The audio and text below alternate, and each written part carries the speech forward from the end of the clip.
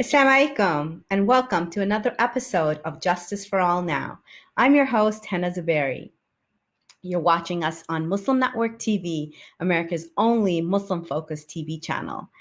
You can watch Muslim Network TV 24/7 on its website, www.muslimnetwork.tv, on Galaxy 19 satellite TV, which beams into 57 million homes, on Amazon Fire, Apple TV, and various social media channels.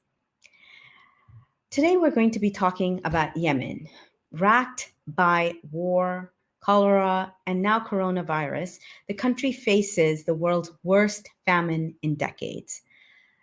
It's also been a decade since Yemenis dared to dream about the 2011 uprisings that swept through the many countries, many Arabic-speaking countries. And it's been 6 years since foreign actors have piled into the country, unleashing a war of devastating proportions. 10 years ago, more than 10,000 people took to the streets in the first mass demonstration against the corruption and cruelty of then President Ali Abdullah Saleh, 32-year-old, his 32-year-old regime. And now U.S. activists in the United States have been pushing the United States government to end the Saudi-backed war. To learn more about this and much more, we're going to have some amazing guests on the show. But for right now, we're going to watch a video to give a little bit of a background on the Yemen crisis.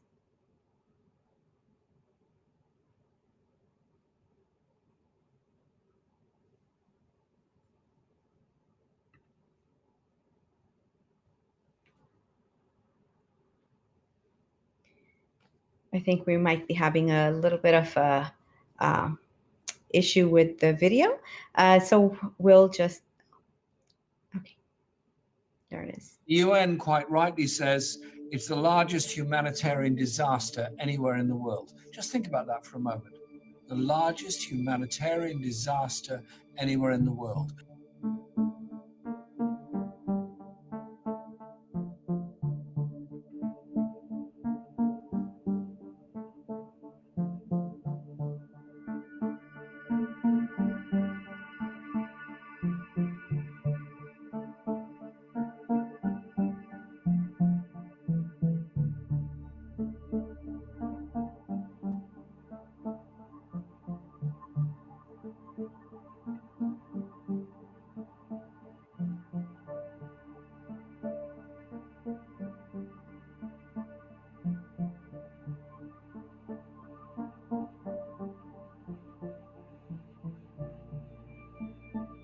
We will speak the truth about them and recognize that a Yemen baby has exactly the same value as a baby in Ethiopia, a baby in Guatemala, a baby in the American Empire, a baby in Greece, a baby in Tel Aviv, a baby in West Bank and Gaza, a baby in China. That is the spiritual and moral force behind our voices coming together.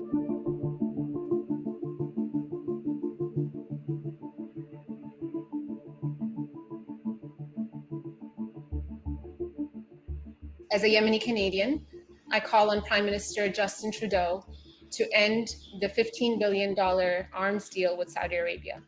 The arms manufactured in my hometown of London, Ontario, are used to oppress civilians in Yemen.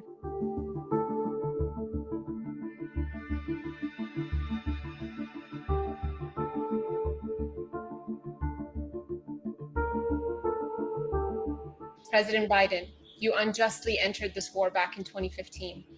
It's now your responsibility to end all forms of support for this war and to remove all barriers to humanitarian assistance, including lifting the blockade on Yemen.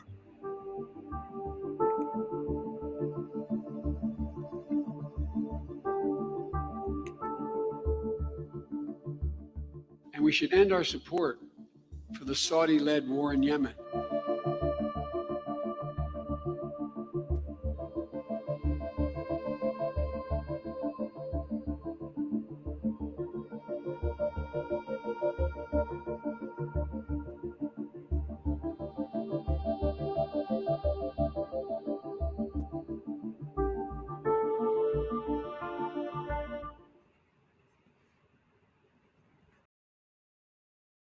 Thank you so much for that to our amazing producers. Now, to introduce our guests for this show today, we have Isaac Evans-Frantz, who's a humanitarian and public health organizer and the director of Action Corps, an organization with 25 organizers in 10 states.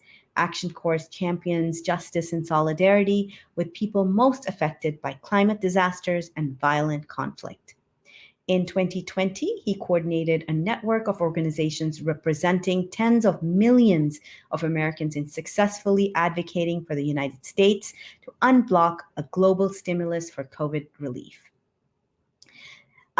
He has been coordinating and organizing the team for the January 25th Global Day of Action, World Says No to War on Yemen. Thank you so much, Isaac. Thank you for having me here. With us today also is Jehan Hakim. Jehan has been on the show before. Thank you, Jehan, so much for coming back. She chairs the Yemeni Alliance Committee, which was formed after the first Muslim ban to support Yemeni Americans, communities in the Bay Area during periods of social unrest. The Yemeni American Alliance Committee organizes protests and actions and coordinates congressional visits, creates social media toolkits and campaigns to resist anti-Yemeni policies. Thank you so much, Jehan. Thank you. And with us today is a special guest, Kawthar Abdullah. Kawthar is a Yemeni American woman who juggled between Yemen and New York City throughout most of her life. Kawthar witnessed the war firsthand. She was in Yemen when the Saudi-led coalition first attacked, and this has motivated her journey in activism to join the Yemeni Alliance Committee to advocate for an end to this terrible war. Thank you so much, Kawthar, for being here. Thank you for having me. So much has happened in the past time since Jehan and I first talked about this. So Jehan, if you could give us a wrap up of 2020 on the crisis, and then we'll talk about what has transpired since the Biden administration has come in. Yeah, so if give folks a little bit of a refresher, kind of what's been happening in Yemen. I know we hear about the Arab Spring, we hear about Yemen being the world's worst humanitarian crisis, but I know a lot of folks in the West, and especially in the U.S., don't understand why we should care. And I think that we should care because we are super conscious folks that are want to know where our tax dollars are going, right? So, as a refresher, in 2014, there was a civil war that broke out in Yemen. And then what happened in March of 2015 really escalated a civil war into a regional inferno because on March 26th, the eve of March 26, 2015, almost 6 years ago, Saudi Arabia, under the leadership of Malik bin Salman, the crown prince of Saudi Arabia, launched airstrikes into Yemen. And since then, a coalition has been formed, which is led by Saudi Arabia, the United Arab Emirates, and it has a coalition of partners from many Arab countries such as Kuwait, Bahrain, Sudan, Egypt. And this coalition is backed and supported by the US and the UK and other partners. This is why it matters to us. And we've been providing the coalition with arms. So bombs that are made in the USA have been killing Yemenis since 2015. It's estimated that over 100,000 Yemenis have been killed, but that's severely underestimated. Other reports say over 200,000. When it comes to U.S. support to the Saudi-led war in Yemen, we also train Saudi forces. We repair their equipment, and just recently we stopped providing mid-air refueling. And also, the U.S. supports the blockade. And I think the blockade, as Kawthar mentioned earlier, as you mentioned that Kawthar is inspired by this work, is because the blockade is the silent killer in Yemen. It has effectively restricted the flow of necessary food, medicine, and water. It's choked off the lifeline into Yemen, and it has starved millions of Yemenis. I mean, we keep hearing about a famine in Yemen, or Yemen being on the brink of a famine. A lot of us from and talking to our families and friends back home and different humanitarians, that a famine has effectively already reached Yemen, and the U.S. has been complicit in all of these moving parts since 2015. And Kawthar, you were there during the first bombing when the Saudi-led coalition first attacked. Can you share with us what were the people on the ground saying? Was it expected? Just to give, I feel a lot of people, because they don't hear from people on the ground there, and it becomes this really far off war that we're not connected with, like Jehan was talking about, that it is, we don't realize how much we're contributing to this disaster. So if you could share with us what was going on the ground. Yeah, the first day it was around like 5:30, around 5:30 in the morning, around Fajr prayer, and we were sleeping at that time, and neighbors were just knocking on our door because there was not electricity, and they heard on the radio that Daesh was being bombed in Sana'a, and so we opened and we saw the TV and what's happening. We were surprised about this new attack on Yemen. We knew that there was civil unrest, but it was just like internal matters that we, I guess, got accustomed to, and it was just going to be a phase, and we're going to get over it, and it's going to be dealt with and solved. Hopefully, that was the expectation. And so, just and that same day, I had my friend's wedding. I still wanted to go to that wedding because I'm like, it's my friend's wedding. I'm not going to miss it. And my parents were like, no, you're not going to go. And luckily, I didn't go. And that same wedding hall was bombed by the Saudi coalition. And it's like just living, like I would be in my family's house, and we can feel the vibrations of our house, because the next house next to us, or the neighbor's house, would be bombed, or just like you would see any like you were prepared to die at any moment, because they were just, the airstrikes were indiscriminate. And this is, we hear about the wedding hall being bombed. I remember writing about it when it was first bombed. We cover it as journalists or as advocates, activists, but for you to have actually missed it, that could have been you. And this is something that a lot of us, when we're working at, it's really important to make those ties, that it isn't and even if it is happening somewhere far away, it is still important for us to be cognizant that this is happening to other human beings. But then to have someone who's actually experienced it and be here, and thank you so much. I know it brings up a lot of horrible memories when you're talking about it. So it takes a lot of courage and passion to talk about something like that. So thank you for that.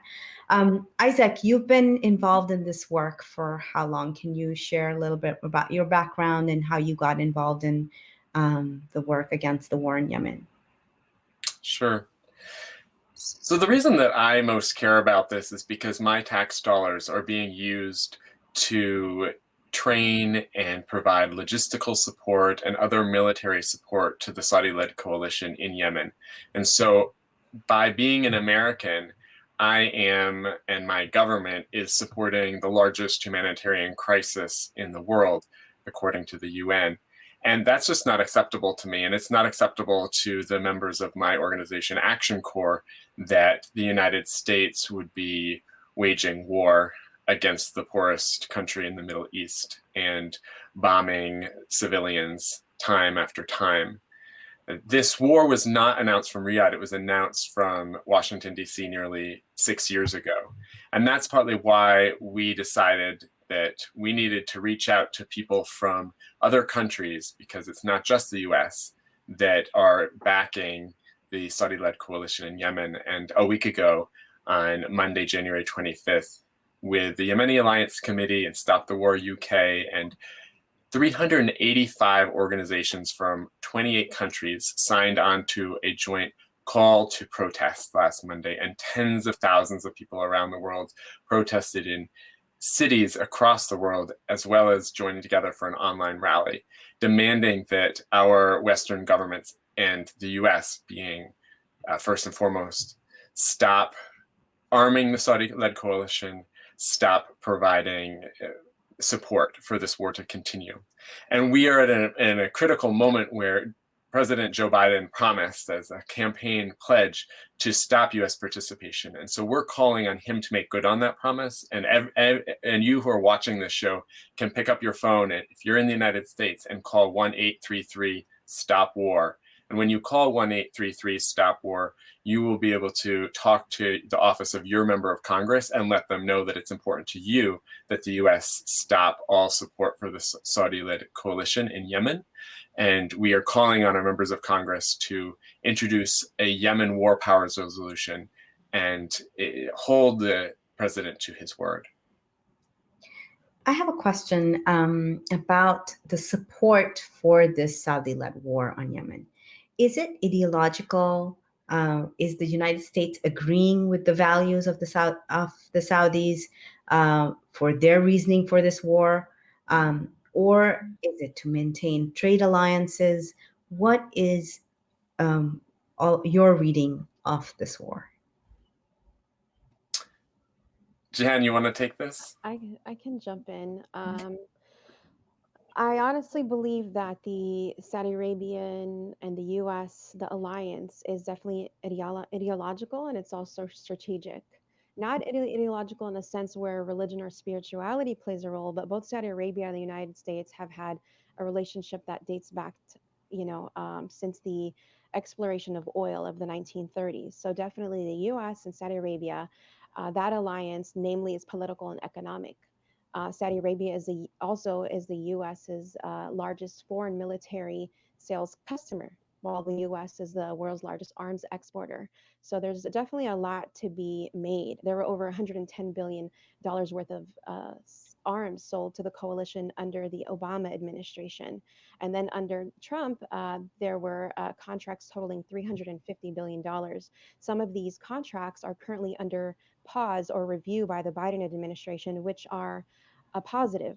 So there definitely is a link.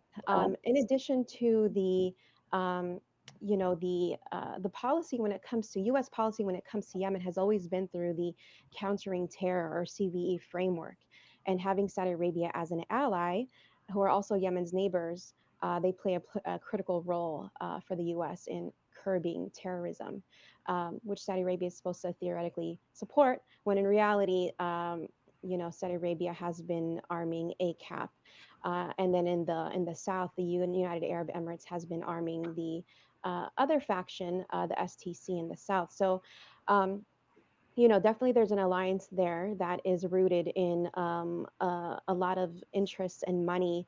But also, let's not forget that Saudi Arabia, the US, the UAE, in addition to Israel, have a common arch enemy, which is Iran.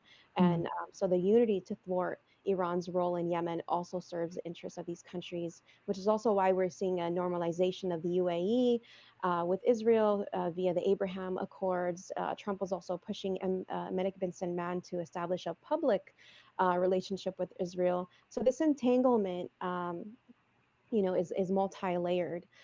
Yemen is oftentimes on the menu, but the rights of Yemenis, the human rights of Yemenis, their security are never on the agenda. We're really pushing for Yemen to be a foreign policy priority and not just mentioned as collateral damage. Would you like to add anything, Kawthar or Isaac? I defer to Kawthar. No, I agree with Jehan perfectly. This is Yemen controls Bab al-Mandab, which is a strait that 4.4 million barrels pass through daily. So it is a focal point for the world economy. And so the U.S.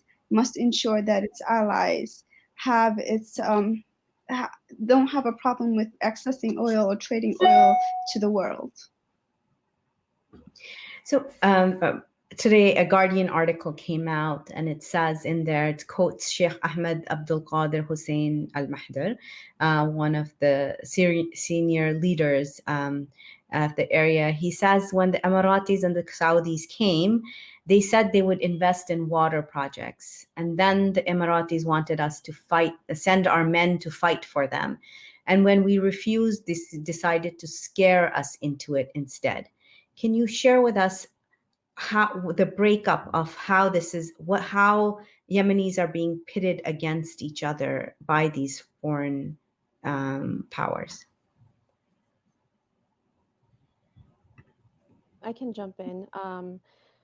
The coalition began as Saudi Arabia, the United Arab Emirates, and then Qatar was also part of this coalition, but it was expelled in 2017 because of this push and pull in power. The UAE has kind of almost taken full control of the south, and is taking over Socotra, the island that many native Yemenis have never even seen. They're taking our dragon blood trees. They're also training the STC and different soldiers on the ground against Yemenis in the north. So while we hear this, this narrative about the coalition helping Yemen against the Houthis, they're actually creating more divide. The north and the south there's been tension between the north and the south for decades. And the intervention and the invasion by the coalition led by Saudi Arabia and the United Arab Emirates has caused even further friction and divide between the north and the south. So the actual local population has been the most divided within this last 5 to 6 years than they've ever been. And even if we look at what will happen after the coalition leaves, there's going to be so much civil discontent amongst the Yemenis because of the pitting against each other. So definitely Yemenis themselves are tired of the role of the coalition. They have not helped. Operation Decisive Storm, which was supposed to last for only 2 to 3 months, has been in place for almost 6 years, has killed over 100,000 people. Like I said, that is an understatement, has starved over 90,000 Yemeni children. The role that the Saudi Arabia and the UAE are playing, in addition to the support of the West, has caused this humanitarian crisis that is going to take Yemen centuries to rebuild. There have been a breakdown in infrastructure. Water plants, like you said, have actually been targeted by the coalition. So the coalition is not helping. And even when we look at the aid that has been pledged, there hasn't even been follow through. So the coalition needs to back out, withdraw, and the U.S. needs to end its support for it. So we're going to come to the U.S. support and what is going on in the Biden administration right now. I just wanted to touch on this, and perhaps Kawthar, you can give us insight on this. When we read about Yemen, people say Yemen is now just made up of gangs. So it's sort of playing that whole Afghanistan, sort of what had happened to Afghanistan. There's no courts for people to take their complaints. Like Jehan was saying, infrastructure has been broken down, and the war has forced people to rely on the old way of doing things. So if there is no state, now the tribes and the tribal network and tribal justice has emerged again. Would you comment on this? I think that the history of Yemen, in terms of like having tribal leaders solve their problems, that shouldn't be a problem if there's a general consensus within their own people. But the problem right now is that Yemen's political integrity and sovereignty is violated. So how will you expect institutions, or how do you expect people to solve their problems or internal disputes? If there's a general consensus among themselves to go to a leader, that shouldn't be a problem. And I think those, in terms of Yemen being a gang or tribal or whatnot, I think the biggest problem isn't that. Why is it turned to that? The problem is, why is the United States bombing the country? Why is there a blockade? Why is the people starved and being pushed to famine, instead of looking at like local matters. Those local matters require local solutions without foreign intervention or foreign aggression. I think if I can add on that, Mhm. Kawthar, just one line is that tribalism and nepotism has ruled Yemen for centuries. And it is not the job of the Gulf or the West to dictate where the sovereign nation of Yemen would head. That is up to, whether you want to call it gangs, whether you want to call it the de facto government, it is the role of the Yemeni people to dictate where their state will head, where their future will head. And, if we look at the role of the West and the Gulf in helping establish democracy, in Afghanistan or Iraq and all of these other nations, why is the U.S. profiting from the war on Yemen? Why has there been billions of dollars of contracts? So I think this idea that the West is going to police the world, we need to step away from that, and we need to look at um, local folks solving their matters locally, because we have a lot of work to do in Yemen. We have a lot of work to do, and definitely this intervention has only, I think Genocide Watch calls what's happening in Yemen, we're on the level 9. It's extinction. We're not going to have enough people to even rebuild the country. Um, Now, and let's talk about right now what is happening with U.S. policy towards Yemen right now. Can you there was talk? Can you tell us about the designation of the Houthis as a foreign terror organization, and now the U.S. on Monday last Monday approved all transactions involving Yemen Houthi movement for the next month, as that decision is being renewed. So Isaac, would you like to comment on that? Sure. So the decision to designate the Houthi movement as a foreign terrorist organization was a political one, and its sole purpose was to, I believe, its sole purpose was to boost the political capital of the outgoing Secretary of State and Administration. And it was a big FU to the world. I mean, a number of high-ranking Republican leaders in Congress, as well as Democrats, pleaded with the administration to not do this, because this could mean a death sentence for millions of people in Yemen. Because what a foreign terrorist organization designation does is it makes it harder for people to do business with people living in Yemen. And the Houthis control 80% of the population of Yemen, or in other words, 80% of the population of Yemen lives in Houthi-controlled territory. And so if you completely cut off relations with 80% of the population of Yemen, first of all, it makes it much harder to actually negotiate any sort of meaningful peace, because if you want to have peace in Yemen, there has to be a coming together of the major stakeholders, and that's not possible if you can effectively cut off the 80% of the population. And then second of all, it just makes it much more difficult for humanitarian aid organizations and for people who want to send remittances to family back home in Yemen. And so we were very pleased to see that the Biden administration was putting a freeze on some of the sanctions, lifting some of the sanctions, and Action Corps is advocating for a complete vacating or reversal of that terrorist designation. It's not making any of us safer. This is not about fighting terrorists. This is about this is really a political move that does not benefit Americans or Yemenis. And so that is where we are on the designation. Where are we on the rest of the demands or the rest of the asks that the Yemeni Alliance Committee has been working on for years?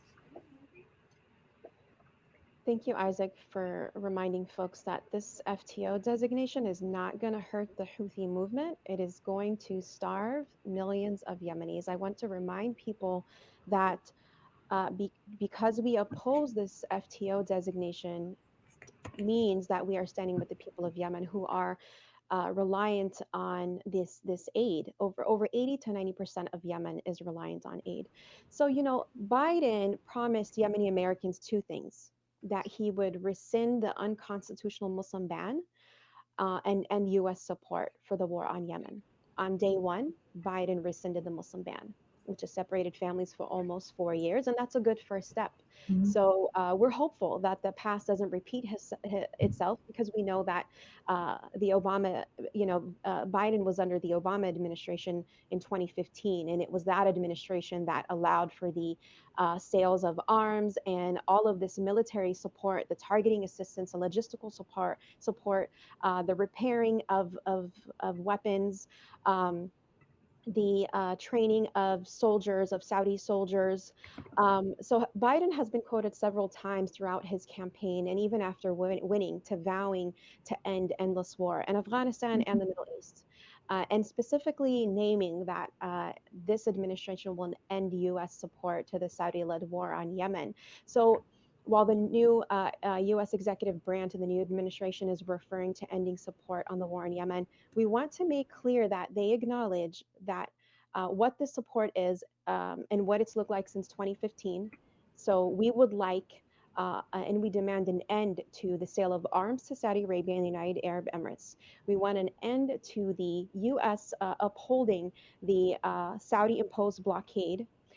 We want an end to the U.S. providing military support, targeting assistance, and logistical support to the coalition. Which, without all of this support, the coalition would not be able to, aggress on Yemen in this way. They do not have artillery. They do not have M15s.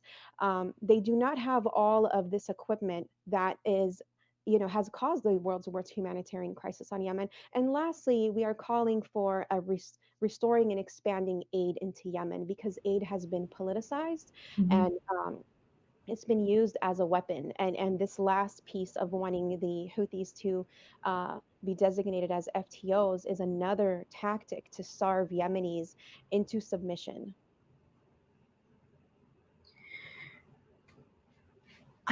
When I look at this right now, this is great positive. He held up the promise for the Muslim ban, and but the rest of these demands, how much? Looking at this, looking at the anti-war movement in the United States, it's much weaker than we were. Just at like after the Iraq War, when you compare it to that, and especially after during the pandemic.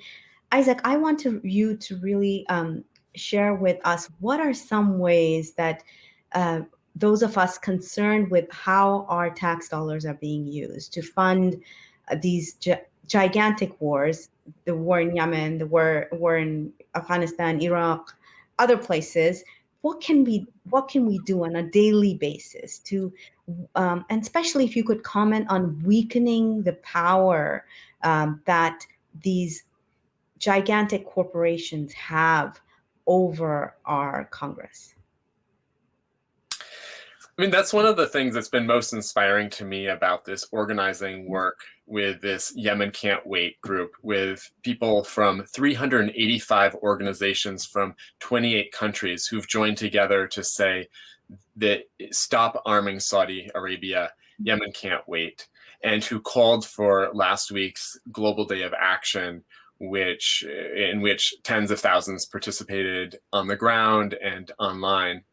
And you who are watching this show can call your member of Congress. You just dial 1-833-STOP-WAR, and you tell your member of Congress that you want the U.S. to stop its participation in the war in Yemen, and you want your member of Congress to make a statement, a public statement, calling for a complete withdrawal of U.S. participation in and weapon sales for this war. And I'll say that the voices of activists, although you may have not heard all of our voices before, collectively we are making a difference. The fact that last week on Monday, President Biden and his administration lifted some of the sanctions against Yemenis, the fact that on Wednesday of last week, He put a freeze on weapon sales for 30 days to Saudi Arabia and the United Arab Emirates. These didn't come just because of the goodwill of some politicians. These actions came as a direct result of the advocacy of millions of people around the world. And what is important for you who are watching the show to know is that your action makes a difference. So you can call that number 1-833-STOP-WAR, and you can let your opinion be heard. You can also write a letter to the editor of your local newspaper. It doesn't matter your citizenship. It doesn't matter how old you are. It doesn't matter the color of your skin. You, as somebody living in the United States or in whatever country you live in, if you can find a way to make your voice heard, you can help stop the world's largest humanitarian crisis. And often it is also because we don't see the scenes on our TV show, on our television screens that really bring it home, and that these jets, these fighter planes, these being developed by Boeing and other companies here, many of our families may be working for these organizations. And maybe they're just programming, but they don't realize that they're contributing to the war in different ways. I was just also reading that Italy has stopped selling arms to Saudi Arabia and the UAE because of their ongoing involvement in the Yemen war. So can you tell us internationally, Jehan, how has organizing and advocacy been for Yemen in different countries? Yeah, I just wanted to echo what Isaac said, that every one of us has a valuable voice, and there is not anything stronger than people power. Especially here in the US, we elect folks that represent us, House of Representatives, right? We put these people in power. So I want to strongly encourage folks to call on their members of Congress, their Senate, even their local elected officials, and kind of brainstorm how you can join this anti-war movement that has become global. So global solidarity has been a strategy that we have been working on as a collective since last year. In coordination, more collaboratively, more tightly. We've been working with Stop the War UK in London, who have been championing trying to end arms sales in London. We've also been working with members of parliament in France and in Spain and Italy, and all of these folks doing their own amazing advocacy work in their own respective regions. But when we came together last October to make a plan of organizing a global day of action that just happened last Monday on the 25th, we are really building a global anti-war movement, because it's not just the US that's been complicit and active in the war on Yemen. The top 5 global arms exporters are the US, UK, France, Germany, and Spain. Australia and Canada also play a role, but war profiteering is a global venture. It is a global initiative. And we are finding that in solidarity and global solidarity, pushing back against the empire as a collective is really, it's showing that it's really productive, because I think the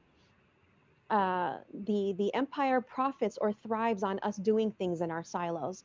But coming together as a collective, I think we have a lot of potential to really end not just US support, but global support for the war on Yemen. And what we've seen in Italy is an example. Go ahead. Yeah, Saudi Arabia and the United Arab Emirates spend an outstandingly high amount of money on lobbying. The amount of influence that Saudi Arabia has over our U.S. Congress is just mind-boggling. Mm-hmm. And so the success of grassroots activists like the people that you see in front of you is remarkable, because it was a group of people, a handful of us, who, working together, really elevated the voices of Americans who don't want to be starving the world's poorest country, who don't want to be dropping bombs on funerals and farms and weddings, who don't want to be causing the largest humanitarian crisis in the world. And it's grassroots activists like the ones that you're looking at who helped pass the bipartisan historic War Powers Resolution directing the President of the United States to stop all illegal US participation in the war on Yemen. And that happened a couple of years ago, and the president at that time, Trump, completely just disregarded. He vetoed that directive from the US Congress, from both the House and the Senate. And so we're calling on Congress again to do this. And in particular, there was a demonstration that Kawthar and friends led in New York, along with Action Corps NYC and other organizations, a week ago, a demonstration there in front of the office of the chairman of the House Foreign Affairs Committee. The new chairman's name is Gregory Meeks in Queens, New York. And he has yet to put his name on the Yemen War Powers Resolution. He has yet to pledge to support a new Yemen War Powers Resolution. And we want him to do that. And he should do that because Congress has already made its will clear. And we need to pass this legislation to hold the president accountable and to have a non-reversible and permanent end to all participation in this war that Congress never authorized and in fact violates the US Constitution.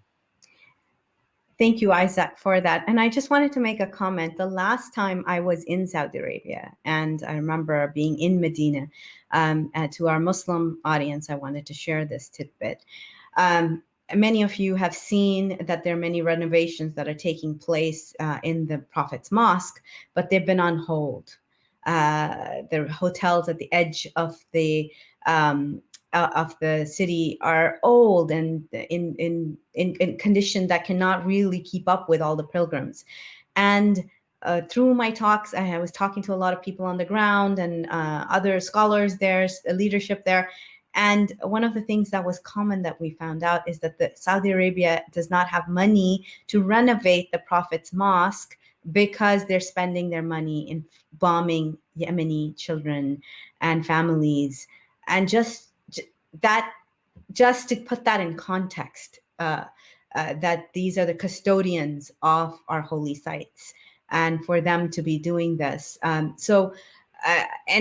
this is something that I hope, the reason I shared that, I hope that those of you who might be sitting on the fence and have not taken a stance on this, because I do understand sometimes in our communities it becomes a ideological issue. It becomes like, oh, I can't speak up on this because, oh, am I talking about the Sunnis or am I talking about the Shias, and I can't talk about against the Saudi regime because they're a Sunni regime. And this happens. Would love to get Kawthar, perhaps your comment on this. A lot in our community don't want to criticize the Saudi regime, or because of it's a Sunni. They feel like if they do criticize their role in Yemen, they're siding with the Zaydis or with the Houthi idea, or with the Houthis inside of Yemen. And so a lot of Saudi sympathizers within the Yemeni community, it stems from there's an element of Shia phobia that is relevant, but that is relevant within our community. And it's like there's a misconception that if you are critical of the Saudi's role inside of Yemen, that you're indirectly siding with Iran, or you're indirectly siding with the Shias or with the Zaydis and whatnot. And that's absolutely not true. Justice is justice. Like the killing of children, whether they're Sunni, Zaydi, Shia, or whatever it is, it's a human life. And I feel like we need to move past identity, sectarian labels that foreigners push on us. Yemenis have coexisted, whether there's Sunni, Zaydi, Shia, they have coexisted for centuries. And these, the West and the regional foreign intervention kind of promotes the idea that is like, oh, it's Sunni versus Shia, to divide the mass, because what if you have a united country, if you have a united Yemen, we wouldn't be able to be bombed, like to be assaulted as much, or like there would be a greater resistance from us. But it's easier to kind of conquer a divided country. If I can add on to that, Hina, and I really appreciate you bringing that up, because I think many from this ummah have been afraid to speak the truth, because in the case of Yemen, the transgressors are the keepers of the Kaaba, who inherited this huge responsibility of upholding this deen, who've fallen short.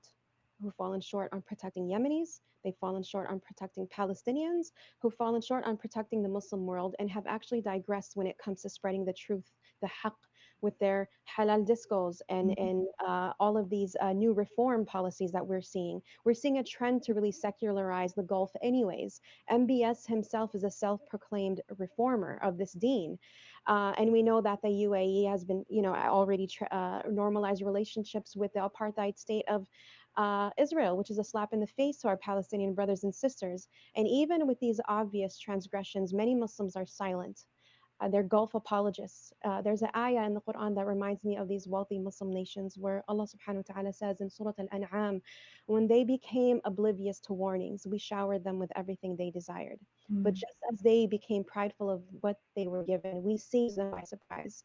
And then they were plunged into utter despair. Allah is just. It's heartbreaking, but I hold tight to this hadith from Sahih al-Bukhari also, where he says, Rasulullah sallallahu alaihi wasallam says, beware of the supplication of the oppressed, for there's no barrier between it and Allah.